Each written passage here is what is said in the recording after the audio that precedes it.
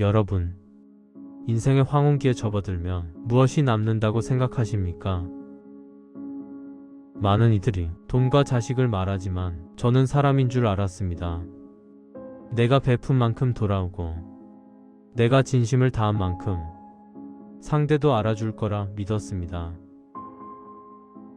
70평생 저는 법 없이도 살 사람 참 좋은 사람이라는 소리를 듣기 위해 내 속이 문드러지는 줄도 모르고 부지런히도 살았습니다. 제 휴대전화에는 무려 500명이 넘는 연락처가 저장되어 있었습니다.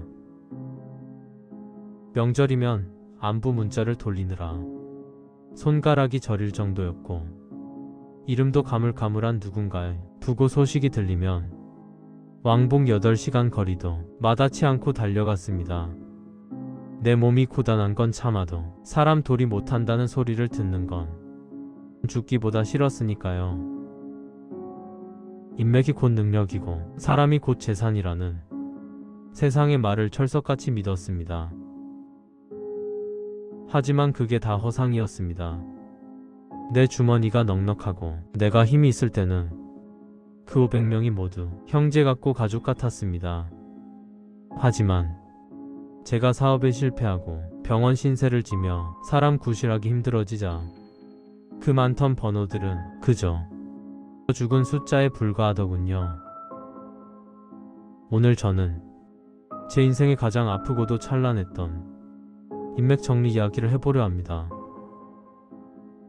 40년 우정을 배신으로 되돌려준 한 친구와 그 덕분에 비로소 찾게 된 제 진짜 인생, 그리고 그 비겁한 인연에게 날린 통쾌한 일침에 대하여 말입니다.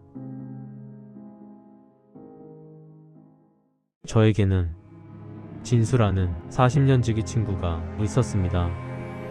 고등학교 시절 도시락을 나눠 먹으며 꿈을 키우던 가장 친한 단짝이었죠. 제가 건설 현장에서 소장으로 일하며 자리를 잡아가던 때 진수는 무리하게 사업을 확장하다가 부도를 맞았습니다. 집은 압류당하고 가족들은 길거리로 나앉게 생긴 상황이었죠. 진수가 울먹이며 말하더군요. 정서가, 나 진짜 죽고 싶다. 애들 얼굴을 볼 수가 없어. 사채업자들은 매일 들이닥치고 나 진짜 끝인가 봐. 나 좀 살려줘라. 그때 제가 뭐라고 한 줄 아세요? 그때는 그렇게 해야만 되는 줄 알았죠. 이 자식아, 죽긴 왜 죽어. 내가 있는데. 여기 내 퇴직금 미리 당겨서 받은 거랑 적금 깬 거다. 이거로 우선 급한 불부터 꺼. 돈이야 나중에 벌면 갚는 거고. 사람은 살고 봐야지. 우리 친구 아니냐? 그때 진수는 제 손을 잡고 엉엉 울었습니다. 죽을 때까지 이혼해 있지 않겠다며 자기 목숨은 이제 내 것이라고까지 했죠. 저는 그 말을 진심으로 믿었습니다. 그 후로도 저는 진수가 다시 일어설 수 있게 거래처를 소개해주고, 진수네 애들 등록금이 모자랄 때면 제 자식들 학원비를 줄여가며 보탰습니다. 아내는 속이 터진다며 밤새 울었지만 저는 친구 좋다는 게 뭐냐며 오히려 화를 냈습니다. 그렇게 세월이 흘렀습니다. 진수는 제 도움 덕분인지 다시 자리를 잡았고, 이제는 번듯한 건물주 소리까지 들으며 승승장구했습니다. 반면 저는 무리하게 남을 돕고 보증을 서주다 노후 대비가 부실해졌습니다. 설상가상으로 작년에 크게 앓고 나니 당장 다음 달 생활비와 병원비가 걱정되는 처지가 되었습니다. 아내에게 미안해 밤잠을 설치던 날 문득 20년 전 진수에게 빌려줬던 돈이 생각났습니다. 단 한 번도 갚으라는 소리를 안 했던 그 돈. 여보, 진수한테 연락 한번 해볼까. 걔도 지금은 잘 사니까 원금만이라도 돌려주면 당신 보약도 지어주고. 제 말에 아내는 아무 대답 없이 고개를 숙였습니다. 그 침묵이 제 가슴을 찔렀습니다.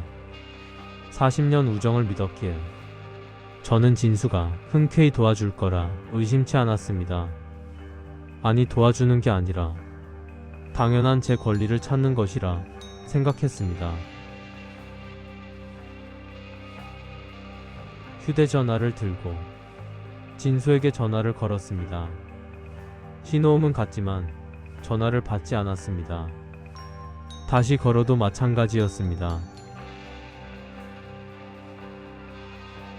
첫날은 바쁜가 보다 했습니다.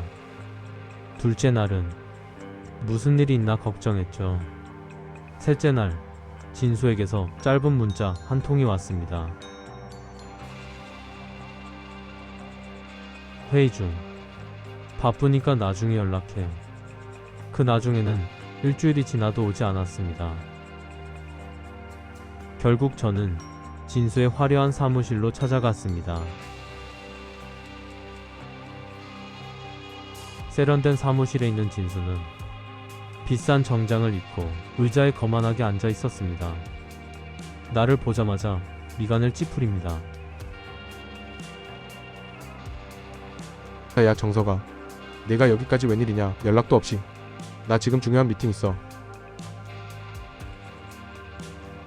저는 어렵게 입을 떼며 대답했습니다. 진수야, 내가 오죽하면 여기까지 왔겠냐.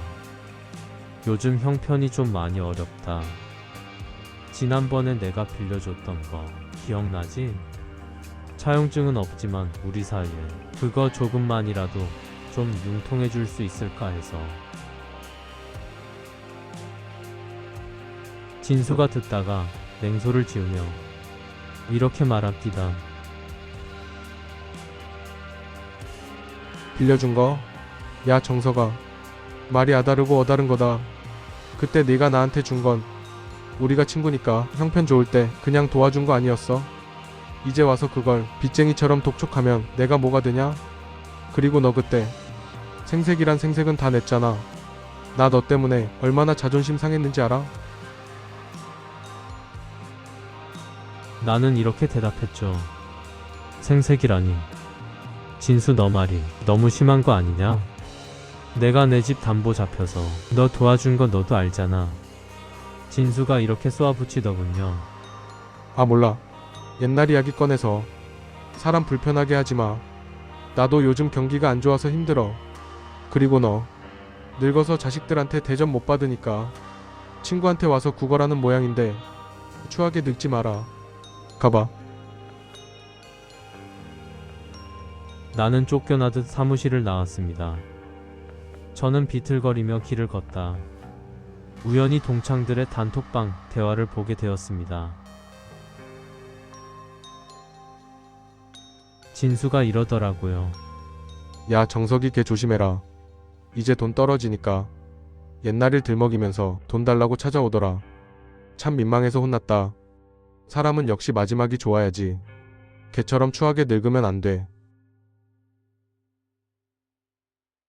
저는 길가에 잠시 멈췄습니다.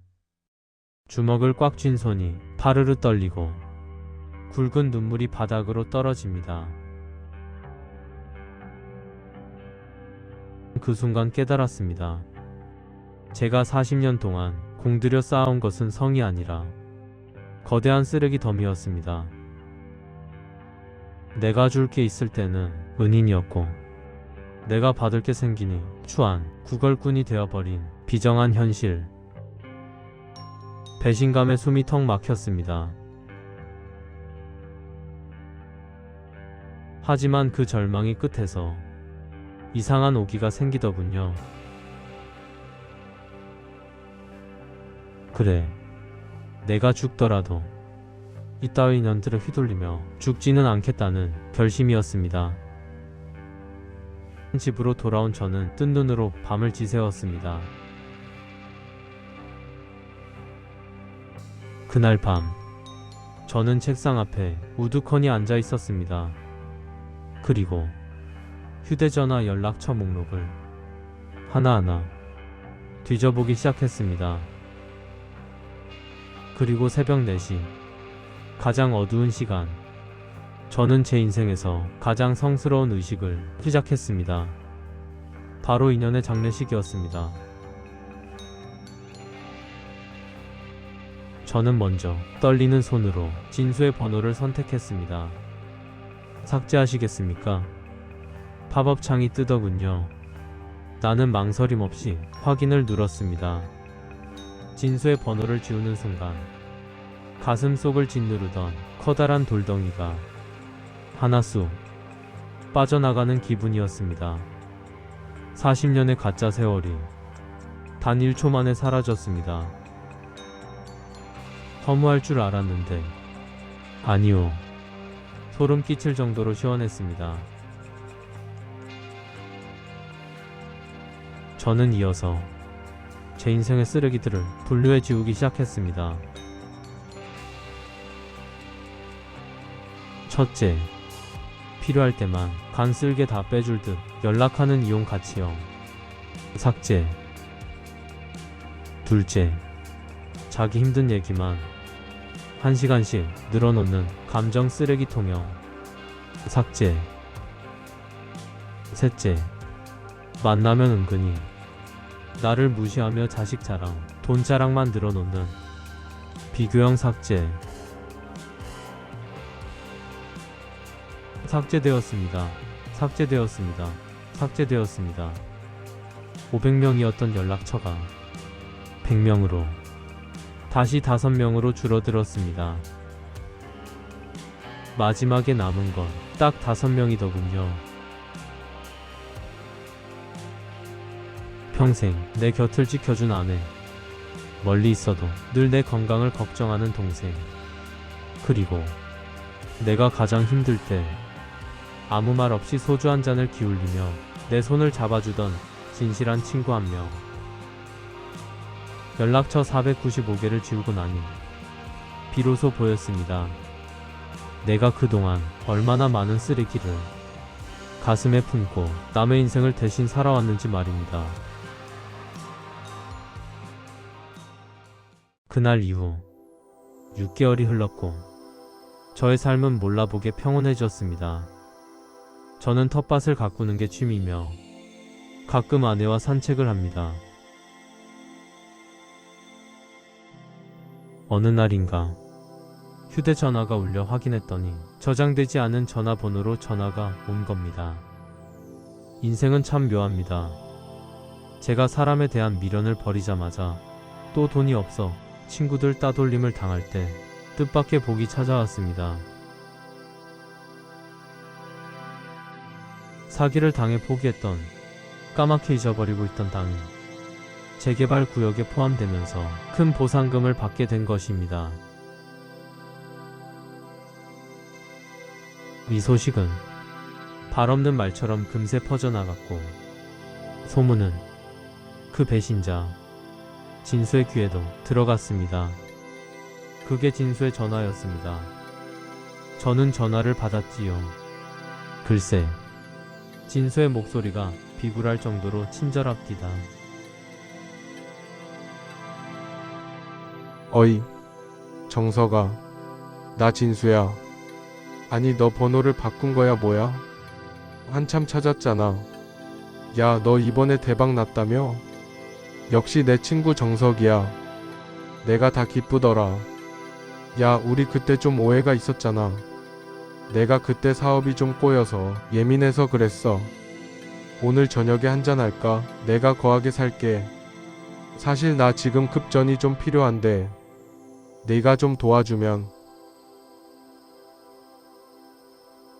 나는 차갑게 대답했죠. 누구시죠? 목소리가 낯이 근데. 아, 예전에 제가 돈 좀 빌려줬더니 저보고 구걸하는 노인네라고 했던 그 사람인가요? 진수는 당황하며 이렇게 대답했습니다. 야, 정서가. 왜 그래? 우리 40년 친구잖아. 저는 단호하게 말했습니다. 진수야, 내 기억 속에 너는 6개월 전에 이미 죽었다. 난 모르는 사람한테 돈 안 빌려주고 죽은 사람하고는 대화 안 한다.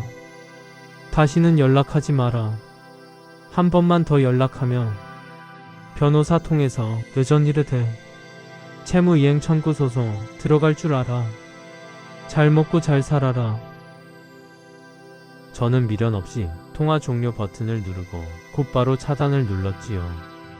진수 그놈이 미친 듯이 전화를 걸었지만 저는 안 받았습니다. 시청자 여러분, 혹시 여러분의 휴대전화에도 지우지 못한 가시 같은 이름들이 남아 있습니까? 나를 이용하려 하고 내 에너지만 뺏어가는 그런 사람들 말입니다. 나이 들어서 외로울까봐 그래도 오래된 정이 있어서 차마 못 지우고 계신가요? 제가 경험해보니 그렇더군요. 썩은 가지를 잘라내야 새순이 돋아납니다. 500명의 가짜 인연보다 나 자신을 진심으로 아끼는 단 한 명의 친구가 더 소중합니다. 인맥은 숫자가 아니라 질입니다. 오늘 밤 용기를 내보세요. 당신의 소중한 노후를 지옥으로 만드는 그 관계들을 과감히 정리하세요. 그날 이후 저는 한동안 그 친구를 원망했습니다. 40년입니다. 청춘을 같이 보냈고 가난하던 시절도 함께 버텼습니다. 그런 사람이 저를 두고 구걸하는 노인이라고 말했으니까요. 처음엔 화가 났습니다. 그리고 억울했습니다. 하지만 시간이 조금 지나고 나니 한 가지가 보이더군요. 그 친구가 변한 게 아니라 제가 그 사람을 붙잡고 있었던 겁니다. 젊은 날의 추억을, 예전의 의리를 제가 혼자서 아직 살아있다고 믿고 있었던 겁니다. 우정에도 유통기한이 있다는 걸 70이 되어서야 알았습니다. 그래서 저는 그 친구를 탓하는 대신 하나를 선택했습니다. 더 이상 저를 깎아내리는 사람 옆에 서 있지 않기로. 관계가 오래됐다고 해서 존중까지 오래가는 건 아니더군요. 이제 저는 숫자로 된 세월보다 저를 지켜주는 사람을 선택합니다. 그리고 무엇보다 제 자신을 먼저 존중하기로 했습니다. 여러분, 혹시 지금도 그래도 오래 본 사이니까 하며 상처를 참고 계신가요? 우정은 의리가 아니라 존중으로 유지됩니다. 존중이 사라진 관계는 정리해도 됩니다. 저는 늦게 배웠습니다. 하지만 여러분은 늦지 않았으면 좋겠습니다. 오늘도 당신의 자존심을 지키십시오. 긴 이야기 끝까지 들어주셔서 고맙습니다.